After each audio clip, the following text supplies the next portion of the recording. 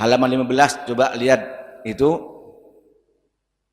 Dr. Fathullah Kuhi dalam pengantar kitab At-Tauhid karangan Imam Al-Maturidi, beliau menjelaskan yaqulu Toshkubrizadah, berkata Syekh Toshkubrizadah, seorang ahli sejarah yang mana banyak menulis masalah sejarah tentang keislaman.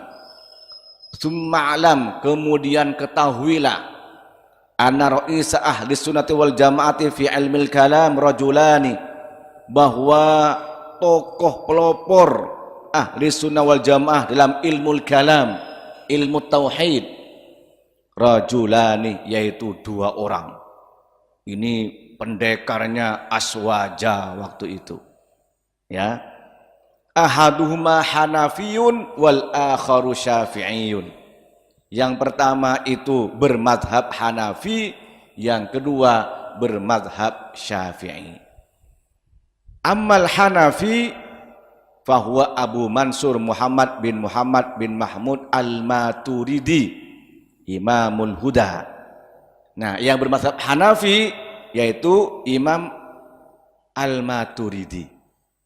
Wa ammal akhir asy-Syafi'i, yang lain madhab fikihnya itu Imam Syafi'i, fahuwa syaikhus sunnah, kiainya, ulamanya sunnah Nabi, wa ra'isul jamaah, dan pimpinan para jamaah, para kelompok kaum muslimin yang mengikuti para sahabat dan tabi'in, imamul mutakallim, pemimpin pembela untuk berdebat menjelaskan tentang akidah, wa nasirus sunnati sayyidil mursalin, dan pendukung pembela sunnah Nabi Muhammad sallallahu alaihi wasallam, wadzabu aniddin, dan beliau yang melangkah sesuai dengan tuntunan agama, wassa'i fi hifzi aqaidil muslimin, dan yang berusaha untuk mengawal dan menjaga akidah kaum muslimin. Siapa itu?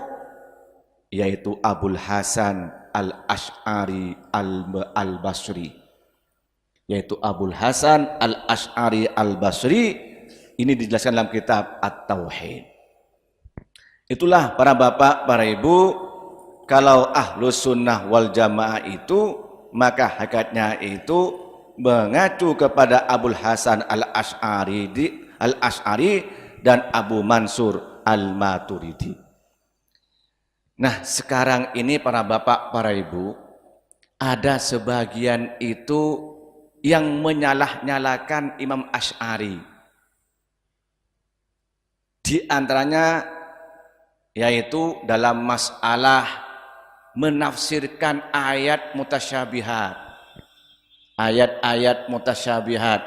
Ayat mutasyabihat itu Pak, itu ayat-ayat yang bukan muhkamat, yang tidak punya makna langsung, masih punya makna yang perlu tafsirkan. Ya, umpamanya yadullahi fauqa aydihim, ar-rahmanu alal arsyistawa, Allah yang maha rahman alal arsyistawa, istawa. Istawa ini arti asli itu bersemayam. Kalau bersemayam mengartikan kepada Allah, ini kan berarti mentasbihkan Allah dengan manusia. Allah bersemayam di atas arsy. Bersemayam ini berarti kan diam. Kalau diam berarti sama dengan manusia. Menyamakan Allah dengan manusia, ini berarti sudah menyamakan Allah dengan makhluknya. Ini mustahil kepada Allah. Laisa kamitslihi syai'un wa huwas samiul basir. Tidak ada yang sama dengan Allah. Allah Maha mendengar dan Maha melihat. Maka untuk tidak menjadi musyabbih, tidak menjadi aliran musyabbihah yang menyamakan Allah dengan makhluknya, Imam Al-Asy'ari itu memberikan makna istawa ay istaula, yaitu menguasai. Istawa ay istaula, yaitu menguasai. Itu diantaranya. Nah, ini memang terjadi perbedaan dengan sebagian ulama Punya pengikut beberapa ulama yang mengartikan apa adanya. Istawa ya istawa. Yadullah ya tangan Allah. Yadullah fauqa aydihim, tangan Allah di atas tangan mereka. Seperti apa tangan Allah? Apa sama dengan tangan kita? Ya tidak. Allah tidak sama dengan makhluknya. Akhirnya diartikan yadullah ay qudratullah, kekuasaan Allah di atas kekuasaan mereka. Para bapak, para ibu saya hormati, dan tentang akidahnya Al-Asy'ari ini diajarkan di pondok-pondok pesantren seperti Aqidatul Awam. Gini apa nggih? Pernah baca Al-Jawahir Al-Kalamiyah? Pernah? Abda'u bismillahi wa rahmani birrahimi daimil ihsan. Ini ya abda gubis itu Pak. Lambu abda gubis ya Pak. Abda ubis. Ini Aqidatul Awam. Menjelaskan tentang bagaimana mengajarkan tauhid kepada kita dengan cara sifat-sifat Allah. Dengan sifat-sifat aqaid seket. Tahu aqaid seket enggak? Sifat yang wajib kepada Allah berapa? 20. Yang muhal berapa? 20. Yang jaiz berapa? 1. Sifat yang wajib kepada Rasulullah berapa? 4. Yang muhal berapa? 4. Yang jaiz berapa? 1. Berapa jumlahnya?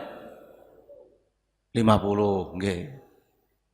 Nah itu metode untuk memperkenalkan Allah melalui sifat-sifat Allah, bukan membatasi sifat Allah. Kulul kamal lillah, semua sifat kesempurnaan itu milik Allah. Maka Imam Al-Asy'ari mengklasifikasi biar gampang kita mengenal Allah melalui sifat Allah.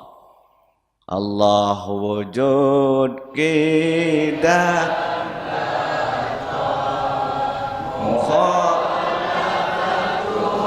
lil hawadisi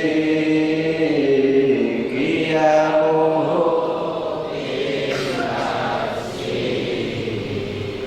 wahdaniyah qudrat iradat ilmun hayat sama basar kalam qadirah muridan aliman hayat basiran.